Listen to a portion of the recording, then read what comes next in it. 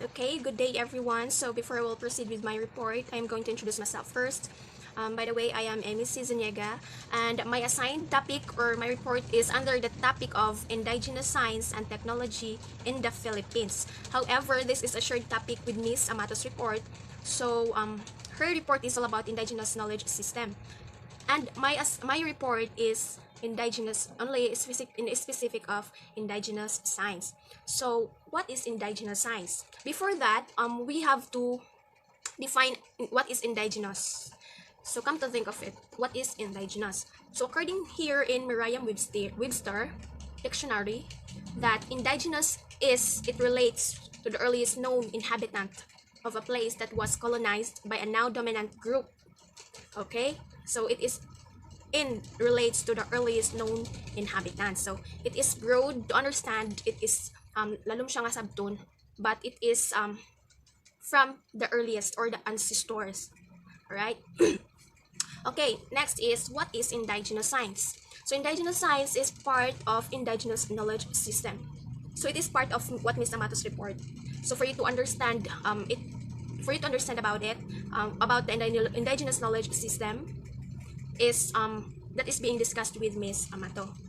Alright, so indigenous science is practiced by the different group of people in the early civilizations.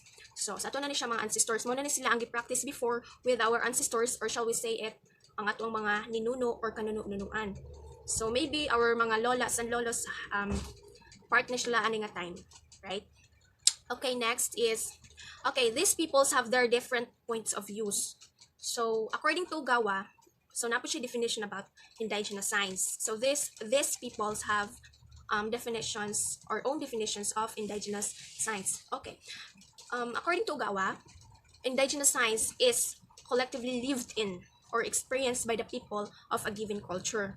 So kuan ako na siya sa kana na jud kuno siya nga daily life na jud sa mga tao, or kanabang ilahang gi panginabuhian na jud, or kanang diha na jud sila nabuhi or sila through their experience of a given culture. So culture na daw na nila. Okay, lahi pud ang Kakaheti or Kajeti in 2004. So according to him, indigenous science include everything from metaphysics to philosophy and other practical technologies that is being practiced with the indigenous people, both past and up till the present.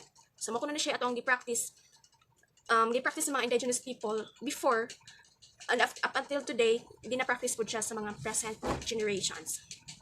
Alright, next is lahi po ang Aya Carino in 2003. So Aya Carino elaborated this idea.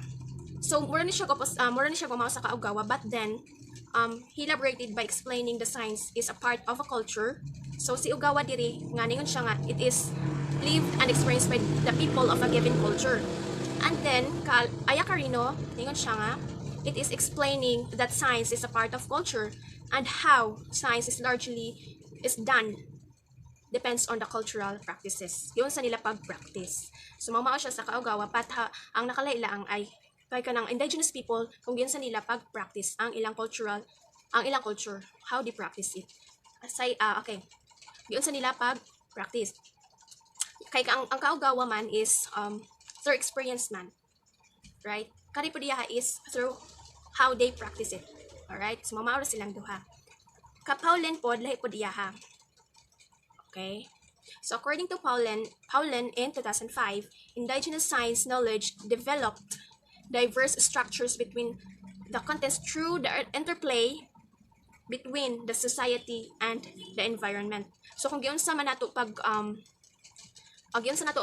ang this is the interplay between the society and the environment. Kung giyon sa nato pag kanabang wala na siya og kita nga ni-interact sa environment, how people interact or interplay with the environment. So mo na siya ang definition po ni Paulen in 2005. So they have the different point of views or different definitions of indigenous science. So next, alright, so we have indigenous beliefs here. Okay, so indigenous beliefs also develop with the desirable values that are relevant to consistent to scientific attitudes as identified by Johnston in 2000. So according to Johnston, we have also indigenous beliefs. Alright, so first one is motivating attitudes. So before the indigenous people have already this kind of attitude, being motivating attitudes. So mura ni siya og ato ang belief nga na-inherit Japon nato or na-adapt from our indigenous people or sa atong ancestors nga na-adapt nato until today, ang being motivated with say for example, pobre ka but then you have a dreams. So you have to pursue because you are motivating your poverty as not a hindrance. Okay, di ba? You motivated yourself to cope that situations. All right, so to move forward, you have to practice motivating attitude. So before nana ni siya nga beliefs. All right, sa ato ang mga indigenous people or our ancestors, ato mga lolas and lolos, they have already this kind of attitude. The second one is cooperative attitude. All right, so cooperative attitude is already there during their times. Up until today, we have this kind of cooperative attitudes, man. So we can also, it is applicable up until today. Being cooperative, if say for example, before, they have to help their nilang silingan, so mo-cooperate sila, ito ni silang tabangan, right? And until today, say for example, we have a work task or a project, we have to be cooperative. We have to cooperate with each other so that mahuman na to ng particular nga galamon. So same as before, they have that kind of attitudes as well. Alright, so next is practical attitudes. From then, napadjud sila ani nga practical attitudes. See for example, being practical to preserve foods so that in the next meal they have foods to eat or they have foods to prepare in their table. So they have to practice being practical. So nana nila nga attitudes before, being practical. Same as today, we have to be practical kay mahal kay ang palalito. So we must have to buy first what our needs kaysa sa atong mga wants. Dapat na practical to save money. It's because karon nga panahon is very prices na lisod. So be practical and just like with our ancestors doing this before. Okay, and last is the reflective attitude. So what we do is we must to reflect it with ourselves. So we need to reflect of what we are doing to ourselves. So before pa lang daan sa mga indigenous people, sa mga ancestors nato, they have this already of this attitude, being reflective of what they are doing. Okay, so all right. So kanina po, this is a point of view or this is the ideas of Kahn in 1962. He says that developmental stages of most sciences are characterized by continual competitions between number of distinct views of nature, dates of scientific observations, and method. So, ani palang daan kang Kahn, nagisgot na siya og about indigenous science because according to him, that it dictates of the scientific observation and the methods. So, lahi po iyaha, gabase ko nun siya sa scientific observation. Okay, ang observations will use five senses and of course they are using method ba. So mga po niya nga definitions. Okay, lahi po ang ka-CBC in 2004. According to him, indigenous science provides the basics of astronomy, pharmacology, food technology, or methodology derived from traditional knowledge and practices. So ani nga kuan, according to CBC, see for example, astronomy. So before wala man sila'y kanang like pag-asa, di ba? Wala sila na before nga tig-announce nga kuan. So more on traditional knowledge jud nila ha. Like kani amihan kay ang dahon nagpaingon dito ang hangin dito nagatubak ang hangin ya ang dahon dito padulong. So man ni siya amin kani habagat ni nga hangin, it's because kani nga dahon nagapatubang diri ana. So they are basing with the traditional knowledge of the nature nila ha. And pharmacology as well. Pharmacology, before they don't have doctors, nurses during their times. But what they're doing is, they have to, ganing herbal medicines, hilot, mo na ilasa na before, kanang manaba. Di ba karon we have midwives, nga kung mga anak, we have to go to hospital. Unlike before, they have to kanang deliver the baby, kanang mga anak sila, at sa balay. So, maybe napaka-karon, but dili na jud siya kaayo. And then food technology or methodology. Before ang ilang food technology is more on kana ba ganing. See for example, mag-preserve sila, bulad lang nila, mga ano. And then derived from the traditional knowledge and practices. So, kani sila mga traditional knowledge jud nila. Kay of course, naman ang study before, na may education before, but then they don't have they are lack of technologies man. So, they are only basing of traditional knowledge according to CBC. All right, next. Okay, we have also a framework for indigenous science. First one is science. Science is process skills. So ang science ko no is process skills. So for us to understand nagamang framework. So for us to understand what is indigenous science jud all about. Okay? Science process skills is diri under ang observing. Of course, we have to be observant using our before they are using this kind of process skills, observing, being observant. Of course, they uses the five senses: sense of smell, sense of touch, what else, sense of sight, and etc. And then after observing, they compared for example, they have that kind of idea, and then they observe and compared. After comparing, they clarified and measuring. Of course, they have problem solving, inferring, communicating, and predicting. Okay, the next one is community, culture, and values. So under this is that the land is a source of life. Of course, I do believe that because the land has many sources for us to live our life.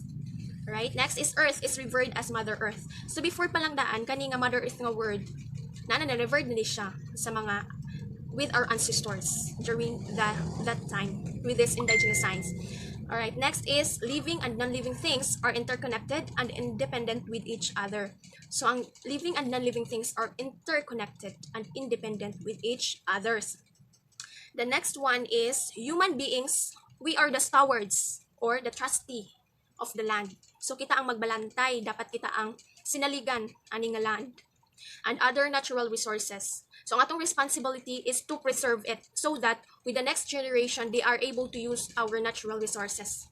So what are the natural resources man? Kaning atong makita sa atong palibot, kaning nasa atong Mother Earth. So before, kung wala day gi-preserve sa ato ang mga ancestors or the indigenous people, so karon unta wala na tay mga na-consume. Wala tayong mga makonsumo. It's because kung abusive pa sila during that time. But they are not like that. They are responsible to preserve it so that ang nagsunod nila na pay nagamit. Alright? So we are still hoping that this responsibility is continual or it is being continued to us to preserve it with the future generations. Next is nature is a friend to human beings, needs respects and proper care. So this is understandable to understand and applicable to everyone. So ang nature daw is our friend. So kung ang friend nato ag atong i-abused, what will happen? Diba masuko siya? So of course, we have to respect them. Our nature. Kaya before pa man, na-apply na nila nga values on culture. Culture na ni siya sa indigenous people. Nga they have to respect and give proper care with our nature. So see for example, I have seen many people, or I don't know if you are doing this as well, magkaan sila food sa public places kung asa sila dito po nila labay ng basura. No, you must have to practice yourself. You have to practice yourself nga, nakoy bulsa, nakoy bag akong isulod akong basura, makita akong basura na akong isulod dito. So that our nature will be still our friend, right? So we need we need to respect our nature, and also we have to give them a proper care.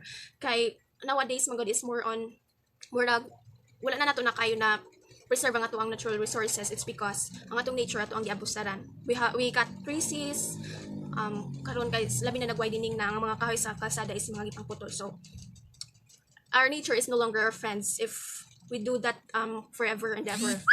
So we have to practice it first, the discipline with ourselves, so that wherever we go, we have to bring the discipline, especially in respecting the nature. Right? Next is traditional knowledge. Okay, traditional knowledge is being practiced and valued by people and communities: ethnobiology, ethnomedicine, indigenous farming methods, and folk astronomy. So as what I said earlier, that traditional knowledge, just like ethnomedicine, like kanang before magod wala sila yung mga hospitals, so they have to use their traditional knowledge. Mang herbal na lang mi, manguan na lang mi, manghampul og masakit ang kuto-kuto or usa pa nagipanuhot dira, magdukduk mi didto og kaning hagunoy kay nasamad siya. So they use that traditional knowledge. Na sila knowledge daan nga ako masama di siya na mi ani nga medicine, na mi ani nga herbal medicine. And then indigenous farming methods, before wala pa ang tractors, wala pa ang mga traktura, so they have to use kanang mga magdaro, maybe before magbunlay ana karon na may traktura, pero na naman Japan ang mag-farming kanang magbunlay or pero nagka-develop na ang technology. And folk astronomy, as what I've said earlier as well, nga mag-base na ta sa nature nga kani gamihan siya kay ang dahon dito paingon. Ani ulan jud ni kay gadag itong ang langit ana. Kani nga kuan ang adlaw mo silang lain ang color ang adlaw murag pula-murag na jud ni siya daotang kuan mahitaw ana sa. So they are using traditional knowledge. So wala ba specific nga basihan ba pero ang ilahar is nature jud.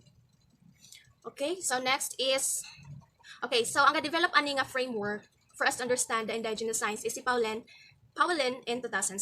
So he developed this a simple framework. So simple na siya but then we have to understand. We are able to understand the importance of indigenous science or unsa jud kabahin or what is the indigenous science itself. All right?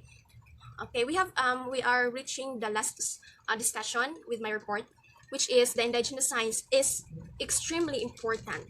Yes, I agree with this because indigenous science is important in development of science and technology in the Philippines. Why? Because without indigenous science, we can create a new technology or dili ta high tech karon kung wala ni sila before. Kay wala tay idea. Dili ta maakan dapat i-develop kay wala sila ni. So it helps with regards to the development of the science and technology in the Philippines. So next, it helped the people in understanding the natural environment and coping with everyday lives. Of course, indigenous science, especially the framework as I have discussed a while ago, nga they have to understand the natural environment. It helped people to understand that natural environment is helpful as well to indigenous people up until the present. Okay, so from the past and up until the present and also for the future, that natural environment can help you to cope with your everyday life. So thank you for listening with my report. I hope that my learnings that I shared with you, nga ako na share ninyo is you will also learn from me.